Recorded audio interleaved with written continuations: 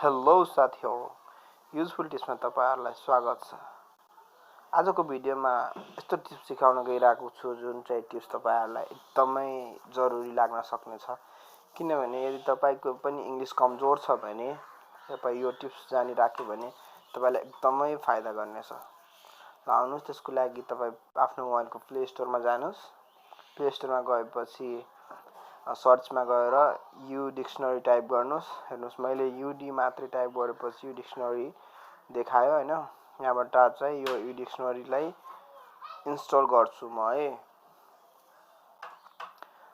Install चाहिँ तपाईको इन्टरनेटको स्पिडको हिसाबले हुन्छ। कति टाइम लाग्छ भने तपाईको त्यो इन्टरनेटको स्पिडले बताउँछ, देखाउँछ।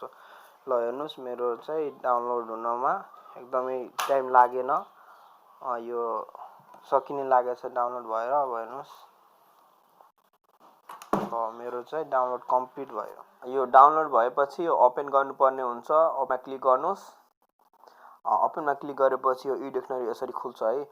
यो ई डिक्सनरी खुलेपछि तपाईले चाहिँ यो स्टार्ट गर्नुपर्ने हुन्छ। स्टार्ट गर्नुस्। त्यसपछि चाहिँ ई डिक्सनरीलाई लगइन गर्यो भने सही हुन्छ है। लगइन गर्नुस्। लगइन गर्नलाई तपाई यहाँ तलतिर हेर्नुस्, यो प्रेस गरेपछि यस्तो आउँछ है। यसमा लगइनमा प्रेस गर्नुस्। लगइनमा प्रेस गरेपछि तपाईलाई यहाँ लगइन सोध्छ, केबाट लगइन गर्न चाहनुहुन्छ, फेसबुक र गुगल दुईटै मध्ये कुनैबाट पनि गर्न सक्नुहुन्छ। म यहाँ गुगलबाट लगइन गर्छु।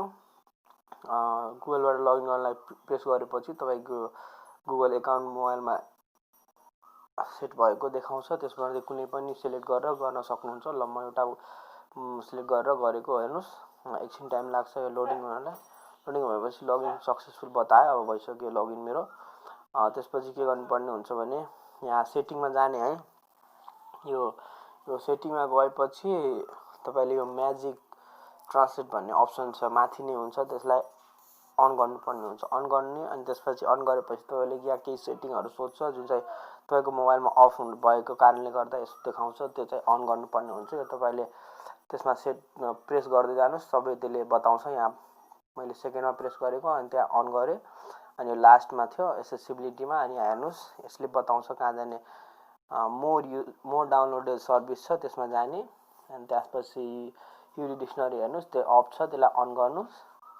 अनि त्यसपछि यो यु डिक्सनरीको यहाँ क्विक वल देखिन्छ। यहाँ चाहिँ त्यसलाई यहाँ हेर्नुस्, यो क्विक वल आयो। यो क्विक वलले नै तपाईले ट्रान्सलेट गर्न हेल्प गर्छ। अब यसलाई चाहिँ जहाँ लग्नुहुन्छ स्क्रोल गरेर त्यसै त्यहीँबाट ट्रान्सलेट हुन्छ। अब मैले भाषा मिलाएको छैन। अब हेर्नुस्, अनि एकचोटि म गरेर देखाउँछु। हेर्नुस्, मैले भाषा चाहिँ सिलेक्ट गरेको छैन कुन चाहिँ भाषामा ट्रान्सलेट गर्ने भनेर।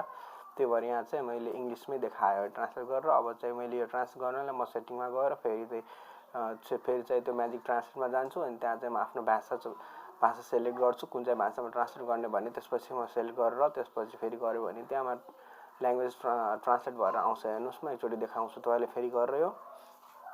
यहाँ म नेपाली सेलेक्ट गर्छु हैन। हेर्नुस्, म नेपाली सेलेक्ट गरे। अब म यो क्विक वललाई यता स्क्रोल गरेर यहाँ लेटरमा सेन्टेन्समा ल्याउँछु। अनि हेर्नुस्, यो चाहिँ यसले नेपालीमा ट्रान्सलेट गरेर हेर्नुस्, यसलाई पनि नेपालीमा ट्रान्सलेट गरेर। अब म यो एक दुईवटा एक्जाम्पल गरेर देखाउँछु हैन।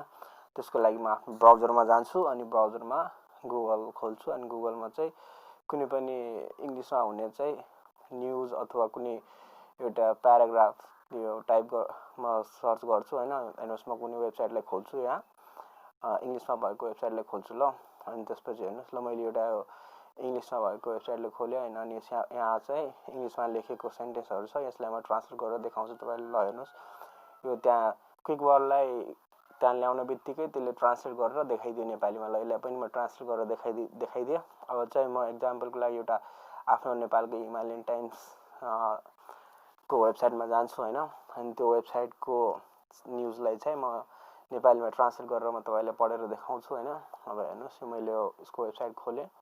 अब यहाँ हेर्नुस्, यहाँ चाहिँ यो इङ्ग्लिसमा सब चीज लेखेको छ।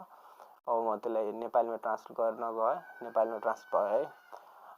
यसले चाहिँ नेपालीमा चाहिँ ट्रान्सलेट गर्न एकदमै इजी हुन्छ है। जुन चाहिँलाई पनि तपाई ट्रान्सलेट गर्न चाहनुहुन्छ त्यसलाई यहाँ क्विक वललाई त्यहाँ स्क्रोल गरेर त्यहाँ लग्नुस्। अनि एकछिन त्यहाँ रोक्यो भने चाहिँ त्यसले ट्रान्सलेट गरेर देखाउँछ त्यो सेन्टेन्सलाई है। यहाँ व्हाट्सएप चलाउनलाई त एकदमै काम लाग्छ यो चाहिँ। किनभने तपाईँ WhatsAppमा कसैले साथीहरूले तपाईँलाई इङ्ग्लिसमा मेसेज पठाए त्यो पढ्न आएन भने तपाईँले यसले युज गरेर एकदम मजाले पढ्न सक्नुहुन्छ। ल हेर्नुहोस् मैले देखाएँ त्यो पढेर, अनि त्यहाँ हेर्नुहोस् म एउटा इङ्ग्लिसमा म टाइप गर्छु अनि म त्यसलाई नेपालीमा पनि म त्यसलाई लेखेर देखाउन सक्छु। हेर्नुहोस् इङ्ग्लिसमा टाइप गरेर म त्यसलाई नेपालीमा ट्रान्सलेट गरेँ है, अनि त्यसलाई सेन्ड गरेँ। ल यस्तै एक दुईवटा म देखाउँछु। ल हेर्नुहोस् म यहाँ अर्को मेसेज टाइप अर्को पनि ट्रान्सलेट गरेर देखाउँछु। यहाँ हेर्नुहोस् वेयर आर यु गोइङ।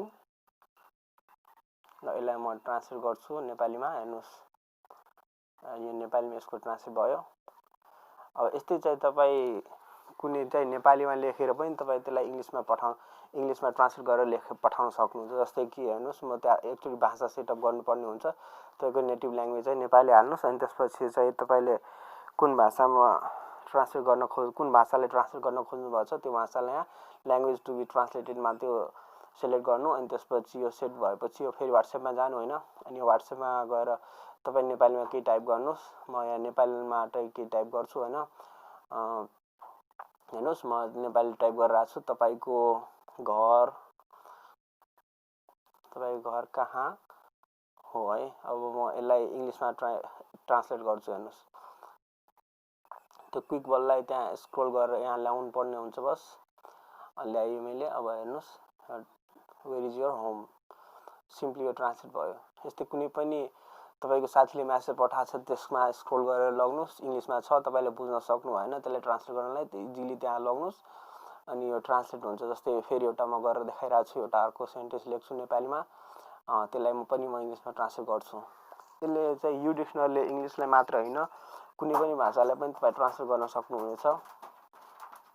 जुन भाषा तपाईँ आफ्नो साथीसँग जुन भाषामा कुनै पनि भाषाको साथीले तपाईँले मेसेज पठाएको छ त्यसलाई पनि पढ्न सक्नुहुन्छ। त्यो ट्रान्सलेटमा चाहिँ तपाईँले ल्याङ्ग्वेज टु बी ट्रान्सलेटलाई चेन्ज गर्नु, कुन भाषाले चेन्ज गर्न चाहनुहुन्छ त्यो भाषा सेलेक्ट गर्नुहोस्, अनि त्यो तपाईँको ल्याङ्ग्वेज चाहिँ यहाँ सेटअप हुन्छ। अनि त्यसपछि त्यो क्विक बललाई स्क्रोल गरेर ल्याउनु, अनि त्यसपछि इजिली तपाईँको म्यासेज चाहिँ ट्रान्सलेट हुन्छ। तपाईँले चाहनुभएको भाषामै ट्रान्सलेट हुन्छ। यदि तपाईँ इङ्ग्लिसमै चाहनुहुन्छ भने इङ्ग्लिसमै हुन्छ ट्रान्सलेट, यदि तपाईँ चाहनुहुन्छ कि म नेपालीमै पढौँ भने नेपालीमै ट्रान्सलेट गर्न सक्नुहुनेछ। हेर्नुहोस् मैले एक दुईवटा इक्जाम्पल मैले गरेर देखाइरहेको छु ट्रान्सलेट गरेर। यहाँ हेर्नुहोस् मैले दुईवटा गरिसकेँ। अब अर्को चाहिँ गरेर देखाइरहेको छु। हजुरले खाना खानुभयो। अब हेर्नुहोस् यु एट, इङ्ग्लिसमा चाहिँ यसको ट्रान्सलेट यु एट आयो है। सिम्पली तपाईँ यो क्विक बललाई स्क्रोल गरेर लगाउनु अनि त्यहाँ इजिली ट्रान्सलेट हुन्छ। फेरि पनि म एउटा नेपालीमा सेन्टेन्स लेख्छु होइन, एउटा वाक्य लेख्छु अनि म त्यसलाई ट्रान्सलेट गरेर देखाउँछु। म खाना खान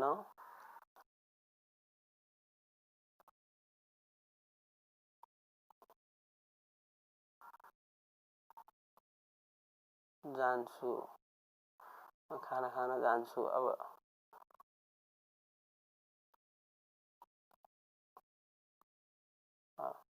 I am going to it.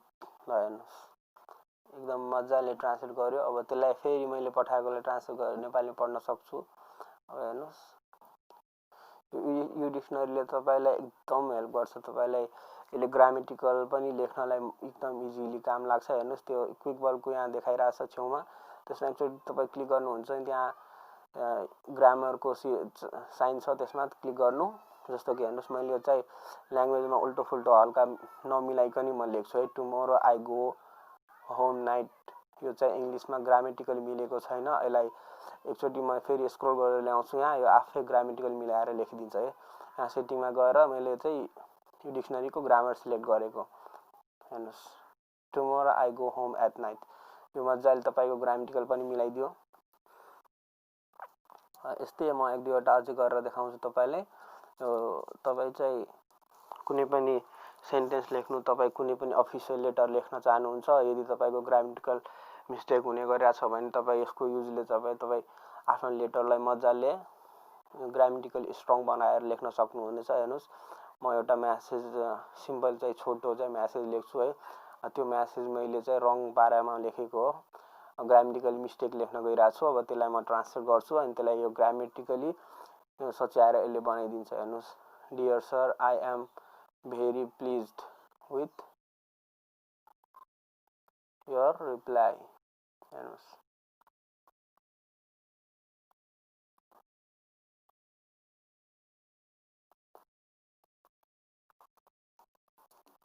यो मैले चाहिँ सही नै लेखेको थिएँ। यसलाई चाहिँ कृपया यो च्यानललाई सब्सक्राइब गरिदिनु होला। सब्सक्राइब गर्न साथै बेल आइकन पनि दबाइदिनु होला। म अरू पनि भिडियोहरूमा नयाँ नयाँ टिप्स एन्ड ट्रिक्सहरू लिएर आउनेछु र तपाईँले यदि सब्सक्राइब गर्नुभएको छ भने तपाईँकोमा नोटिफिकेसन पनि जानेछ। त्यही भएर सब्सक्राइब गरिदिनु होला। सब्सक्राइब गर्न चाहिँ नभुल्नु होला। भिडियो हेर्नुभएकोमा धन्यवाद। Thank you.